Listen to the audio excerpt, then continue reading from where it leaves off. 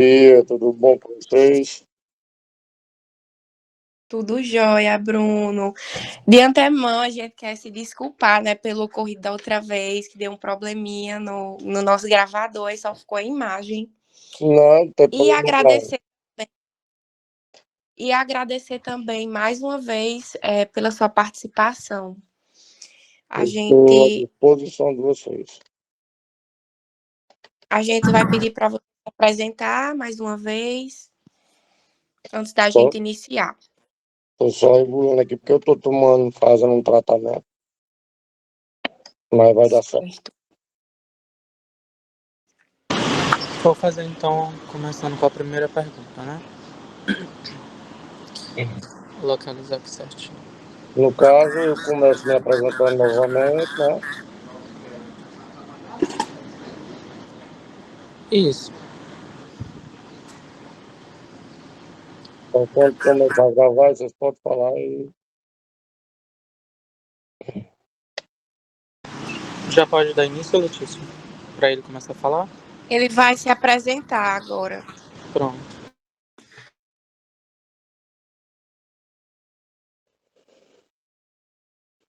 então, bom dia, pessoal.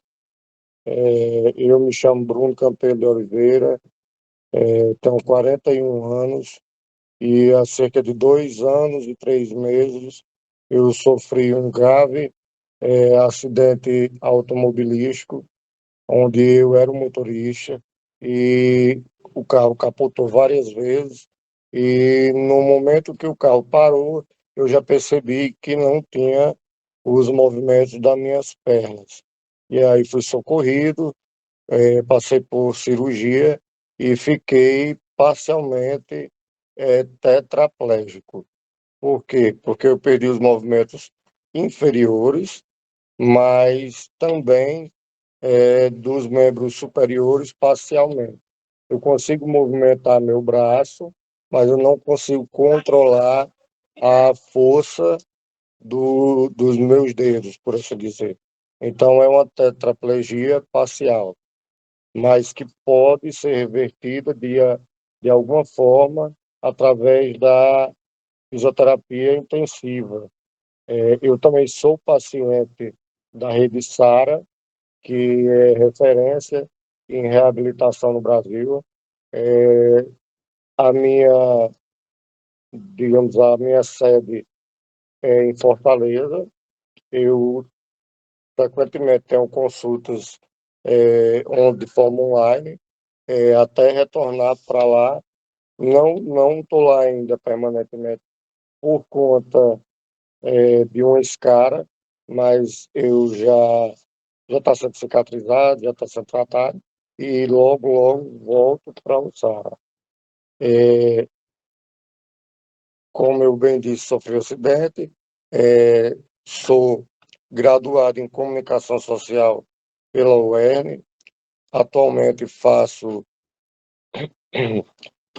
duas pós, uma pós em inclusão e direito da pessoa com deficiência e outra em desenvolvimento humano.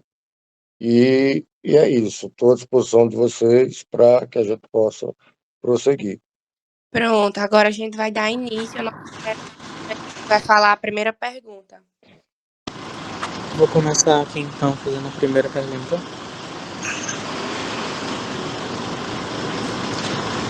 Como foi o processo de adaptação após a tetraplegia e quais foram os maiores desafios que você enfrentou hoje? Desculpa, eu não consegui ouvir direito. Vou repetir. Como foi o processo de adaptação após a tetraplegia e quais foram os maiores desafios que você enfrentou? Conseguiu? Certo. O processo de reabilitação, ele é muito lento. Como eu falei, 2 anos e 3 meses, mais ou menos, do meu acidente, e só agora que eu passei a ter uma movimentação melhor, uma, um desenvolvimento físico melhor. Eu tenho a fisioterapia diária, só que no hospital é diferente. A fisioterapia do hospital, digamos, é uma coisa muito paliativa, muito rápida, é uma coisa que não é uma reabilitação de fato, quando você está internado no hospital. Fora do hospital, eu tenho a fisioterapia, que é, digamos, de fisioterapia de fato mesmo. Não é intensiva, mas é diária. Todos os dias eu tenho. A reabilitação psicológica também é muito lenta, porque a gente, no momento, não sabe o que está acontecendo com o nosso corpo. Como eu não nasci uma pessoa com deficiência e me tornei PCD após o acidente, as mudanças no corpo são radicais, é de forma radical, é drástica, porque você perde os movimentos, mas você tem a sensação que ainda sente as pernas de certa forma, mas é tudo psicológico. E uma coisa que eu percebi é que quando você está no hospital, nessa situação de reabilitação, desculpa, nenhum médico, nenhum profissional chega para você para explicar de fato o que está acontecendo. Por exemplo, eu vou citar só um exemplo, que após o acidente, eu passei a transpirar apenas do lado esquerdo. E aí eu fiquei com aquela questão, eu não entendi o porquê disso. Ninguém veio me explicar. E eu que fui buscar a informação. Tive que, diga, de certa forma, estudar e ir atrás para entender que era uma mudança neurológica. E esse tipo de reabilitação, muitas vezes, se você não procurar a informação, se você não procurar o conhecimento, você fica sem compreender. E é muito importante que a família, a sua rede de apoio, também tenha as informações corretas, para que a gente possa ter uma reabilitação satisfatória e plena. E os maiores desafios, como eu já falei, é tentar compreender o que está acontecendo com o nosso corpo, o que que eu deixei de sentir, o que que eu estou sentindo, por que que agora eu tenho só um lado que minha temperatura é baixa, um lado do meu corpo, no outro lado a temperatura é mais elevada, e aí as barreiras psicológicas. E se você não tiver uma rede de apoio, digamos, é a principal rede de apoio, a família, se você não tiver uma base, você, de fato, você enlouquece, porque é tudo muito drástico. A mudança, ela é complicada, mas se tiver uma rede de apoio e buscar o conhecimento e tiver a consciência de que se você se desesperar, não vai resolver, e você tem que ter calma, buscar compreender e ter essa rede de apoio, aí a gente consegue enfrentar qualquer barreira.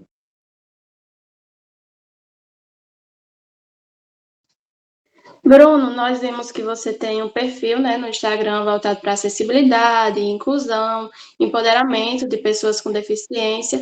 Então, como você vê a importância dessa representatividade nas redes sociais de pessoas com deficiência?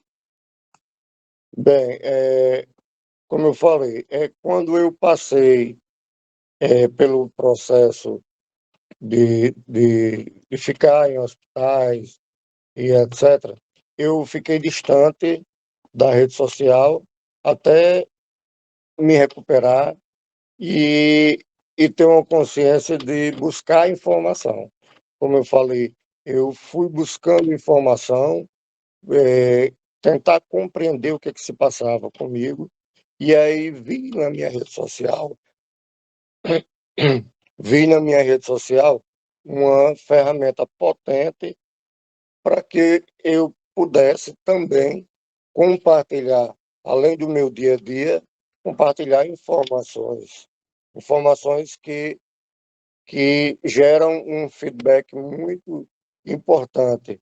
Eu percebi que pessoas que também passaram por situações que eu passei, entrando em contato comigo, falando comigo, para tirar dúvidas, e a gente trocando essa experiência, as vivências, sabe? É muito importante. E aí eu passei a adotar a minha rede social voltada para esse tipo de informação, informação PCD, para que as pessoas pudessem e possam conhecer, por exemplo, a dor neuropática, que é uma dor neurológica, é uma dor que não passa com qualquer medicação. Não é qualquer remédio que vai aliviar a dor, nem de maneira paliativa.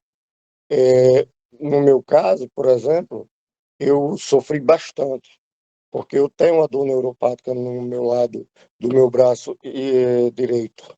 E só veio, de fato, aliviar após o meu médico passar o óleo do cannabis. E aí eu também fui pesquisar, fui estudar e utilizei o meu Instagram para informar as pessoas. E aí veio uma enxurrada de pessoas, várias pessoas, Bruno, como é que consegue? E aí eu publiquei, eu tenho diversas postagens, quem me acompanha no meu Instagram, é a minha única rede social, que é @Bruno Campelo PCD05.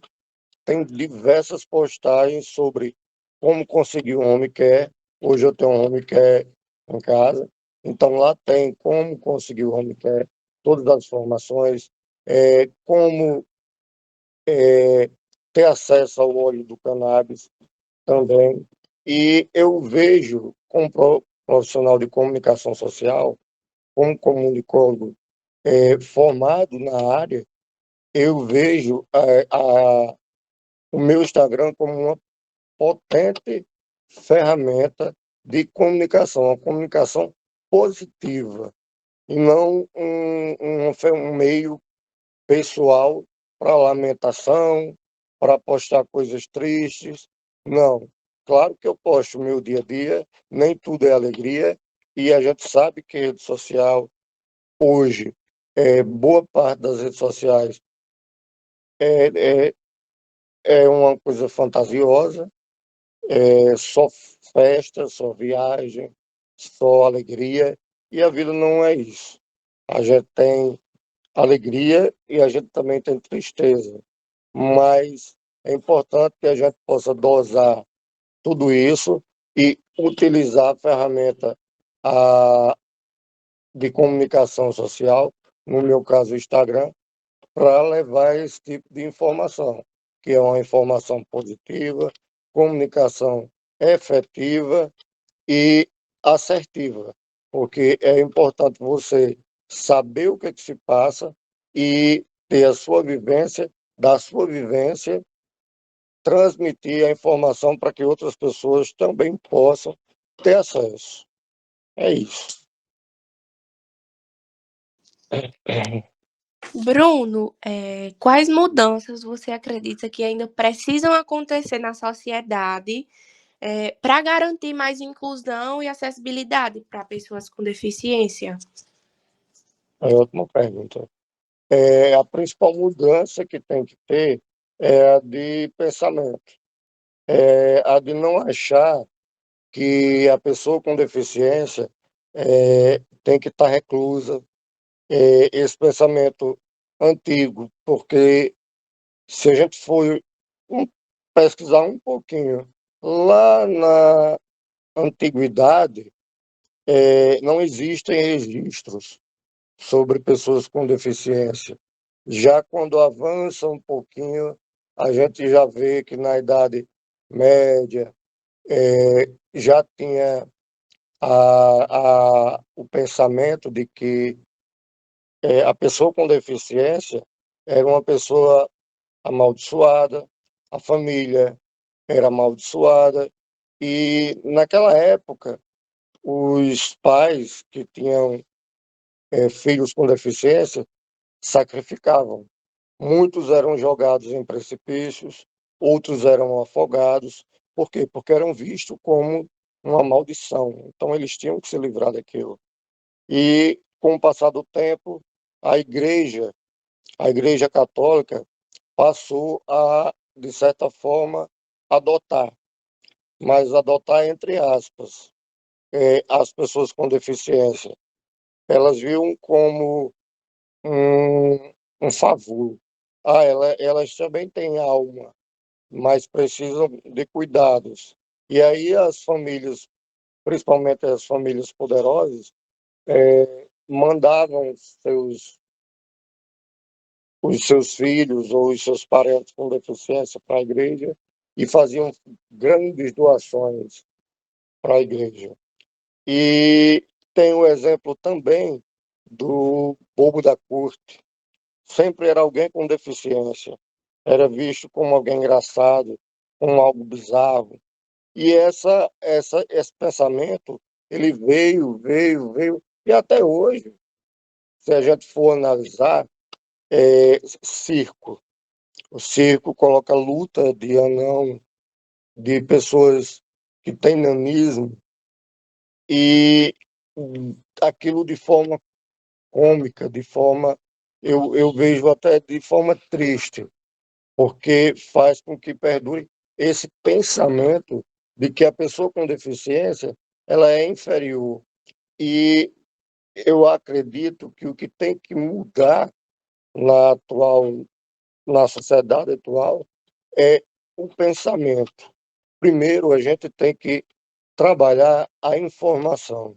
Eu não culpo as pessoas ignorantes no sentido de não ter informação, de ainda tratar as pessoas com deficiência de uma forma, digamos, pejorativa, com terminações ainda pejorativas, mas é porque essas pessoas elas não têm a informação. Então, nós precisamos justamente a minha questão da rede social, do Instagram, de tentar informar a sociedade, para que a sociedade, principalmente poder público, a sociedade civil organizada, possa, só um momento,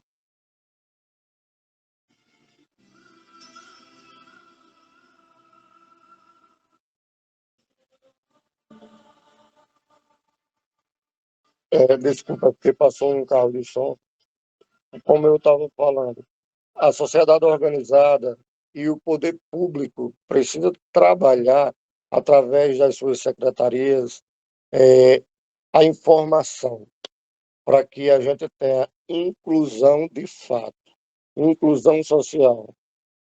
As leis, elas existem e lei não deve ser questionada. A lei ela é para ser cumprida. Porém, as leis que dão os direitos a nós, pessoas com deficiência, elas não são cumpridas. Vou citar um exemplo.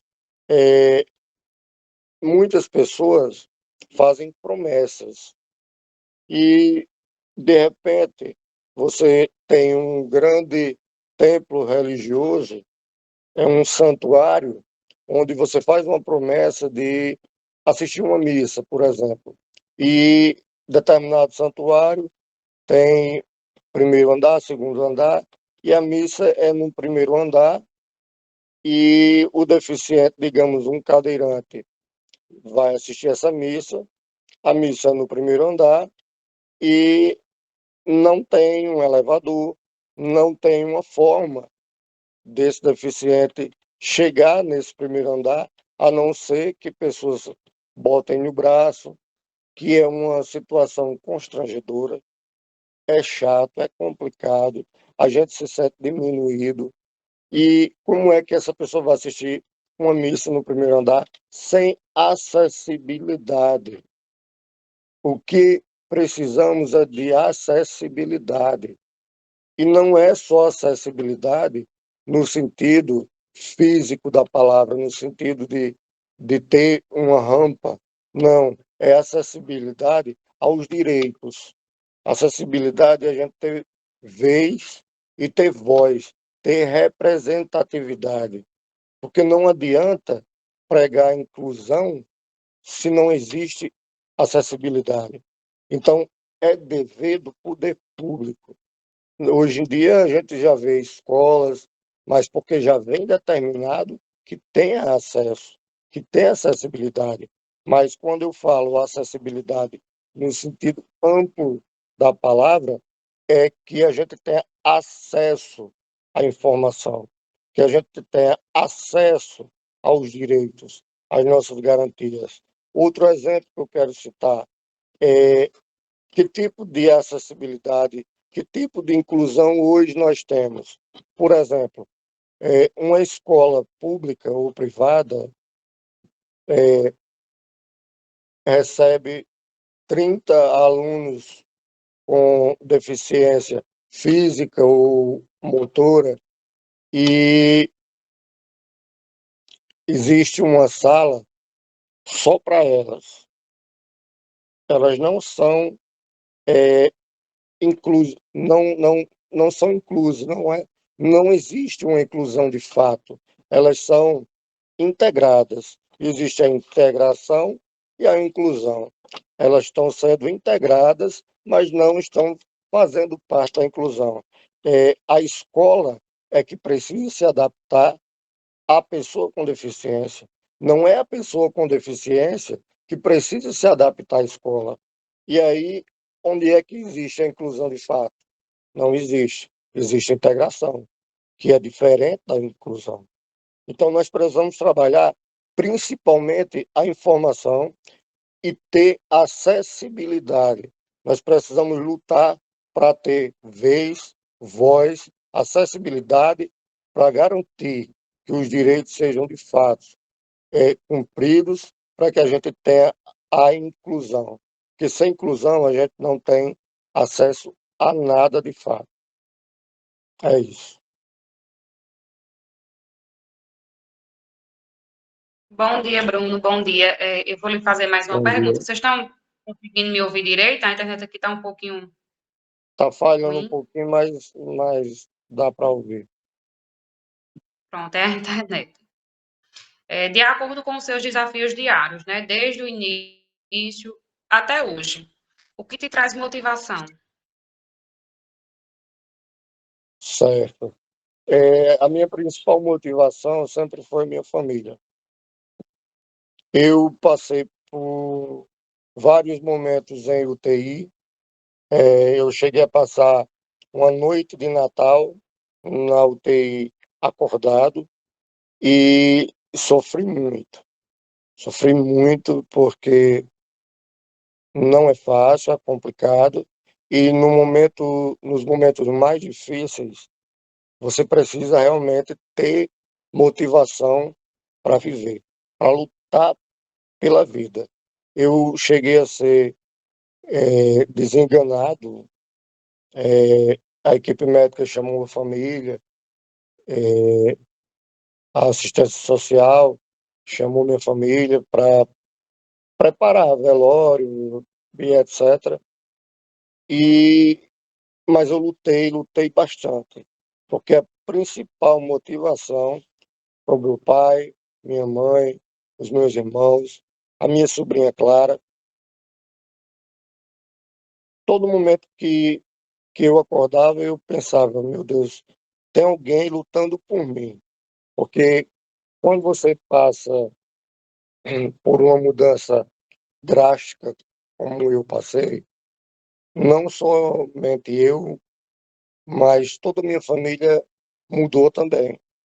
A família, a principal rede de apoio, ela muda completamente. Então, você vê eles lutando por você, dando a vida por você.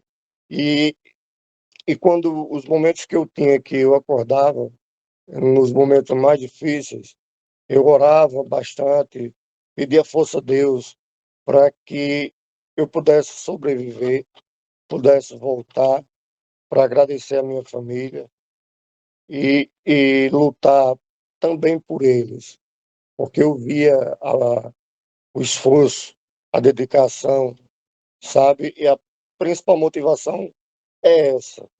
E depois de tudo, a minha outra motivação é levar justamente o conhecimento, a informação. Enquanto eu puder, eu vou lutar para que nós, PCDs, possamos ter voz e ter vez. Essa é outra motivação. Eu vou citar para vocês até um exemplo. Eu falei com um colega meu que é vereador, é Marconi do sindicato, sugeri a ele que ele apresentasse um projeto de lei para a criação do Conselho Municipal da Pessoa com Deficiência de Patrulha, porque acredito que vocês saibam, para que seja desenvolvido qualquer tipo de ação voltado para a pessoa com deficiência, é preciso que exista um conselho deliberativo formado por pessoas do poder público e membros também da sociedade organizada. E ele apresentou o projeto e foi aprovado por unanimidade. Inclusive, está no meu Instagram. Para mim foi um marco histórico, porque apesar de tímido, de ser um primeiro passo, tímido, porém gigantesco, representa muito, não apenas para mim, mas para todas as pessoas com deficiência de patrulha. Só para ter uma ideia, hoje existem mais de 85 pessoas, crianças com autismo matriculadas na rede municipal. E quantas não são matriculadas? Quantas pessoas com deficiência ainda estão reclusas? Quantas pessoas com deficiência no nosso município ainda não se apresentaram à sociedade? Ainda têm o pensamento retrógrado? Quantas pessoas ainda estão presas no passado, mas que precisam ter a motivação, elas precisam ser encorajadas. E enquanto eu puder, eu vou lutar para motivar, incentivar o poder público, até que seja efetivado as leis para que nós possamos ter acesso à inclusão de fato. Então, a minha maior motivação hoje é levar conhecimento, informação correta, porque nem toda informação a gente pode dar no sentido, no meu caso, eu não jamais vou levar nenhum tipo de informação que antes eu possa ter uma fonte segura ou uma vivência particular. A gente precisa ter responsabilidade também, mas a minha maior motivação hoje é levar conhecimento e empoderar as pessoas com deficiências para que elas também possam aparecer, ter vez e voz aqui em Patu. É isso. Bom, Bruno, e por fim, o que você gostaria que as pessoas enxergassem além da sua deficiência? Certo. Enxergar que, além da deficiência, nós temos potencialidades, nós temos capacidade. Muitas pessoas têm capacidade de trabalhar, mas o mercado de trabalho, principalmente, eu vou falar na nossa cidade, que eu moro em Patu, então eu tenho que falar em Patu, de Patu, sobre Patu. A gente hoje vai no comércio local e não vê uma pessoa com deficiência trabalhando. Tudo bem, existe benefício do INSS para quem tem a deficiência, né? E também é importante ressaltar que nem toda deficiência é visível. É preciso também que exista essa conscientização. Porém, nós, pessoas com deficiência, temos diversas capacidades e podemos sim exercer funções tanto no poder público quanto no privado.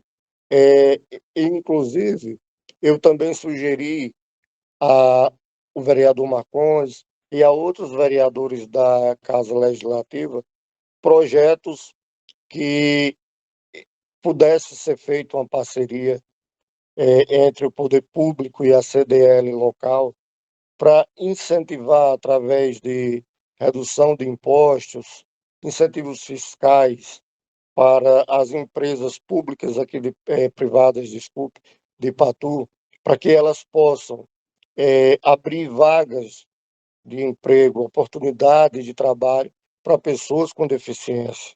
Muitas vezes eu estou aqui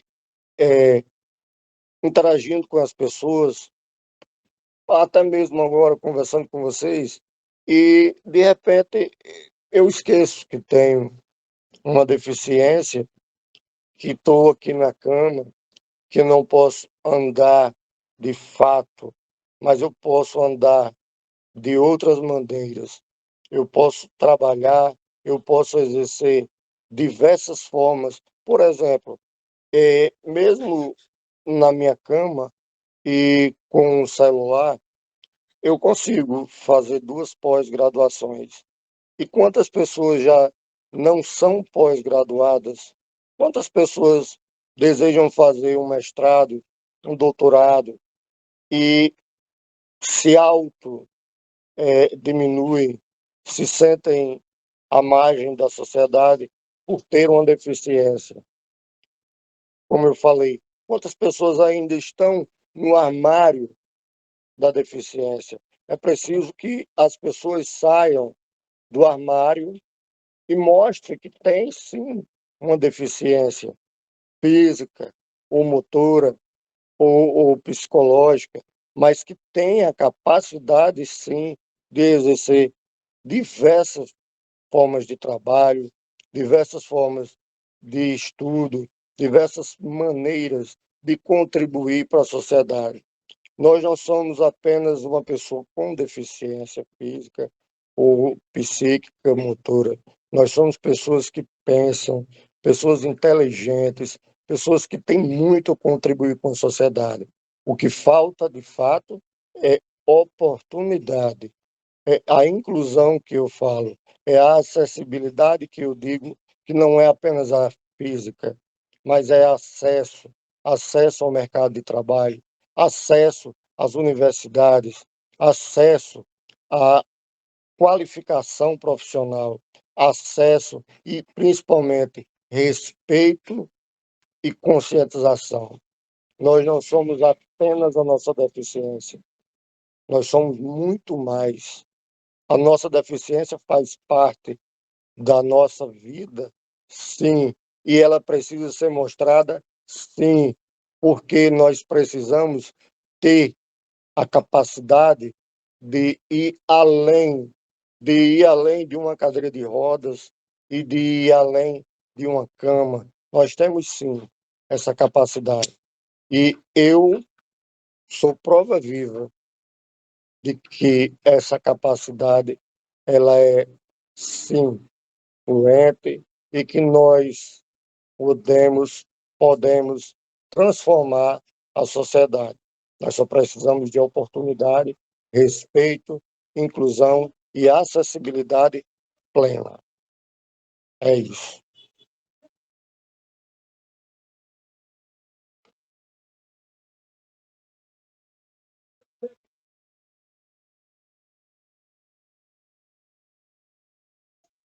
Acho que é isso, né? Pronto, Bruno. Foram essas nossas perguntas. A gente agradece muito. Foi ótima a entrevista, que ela possa alcançar várias pessoas e também motivar, né? Também por essa luta por mais inclusão na nossa sociedade, não só de pessoas com deficiência, mas da sociedade como um todo, né? Dizer que, com certeza, você trouxe pontos muito importantes aqui, né, sobre a questão de como é visto o deficiente na história, essa diferença entre inclusão, integração. Então, assim, você com certeza influencia muitas pessoas e de uma forma positiva também. E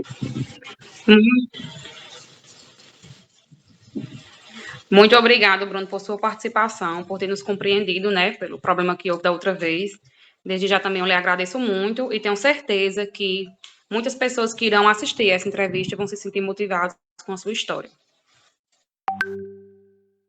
eu quero agradecer demais a vocês, parabenizar pela pauta que vocês escolheram, parabenizar todos vocês que são estudantes de psicologia da Uninasal e dizer a vocês que eu estou muito feliz, porque essa é uma pauta que precisa também do apoio da academia. Muitas das transformações que existem na sociedade, ela vem da academia, da faculdade, e vocês, quanto estudantes e futuros profissionais, estão de parabéns, porque essa é uma pauta atual, sempre foi atual, mas que precisa ser posta em prática de fato. E o projeto de extensão é um projeto trabalhado dentro da academia, mas com foco dentro da comunidade.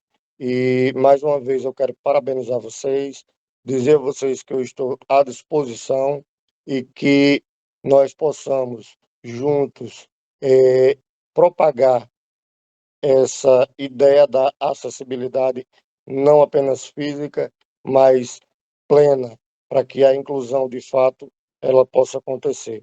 Eu agradeço de coração o convite, estou sempre à disposição e desejo a vocês, ao professor, aos professores, aos outros colegas de turma que possam trabalhar esse tema e que possam pensar com carinho no sentido da acessibilidade plena, para que nós possamos ter, de fato, uma inclusão de direitos e de garantias. Muito obrigado. Tchau, tchau, Bruno. Muito obrigada. Um abraço.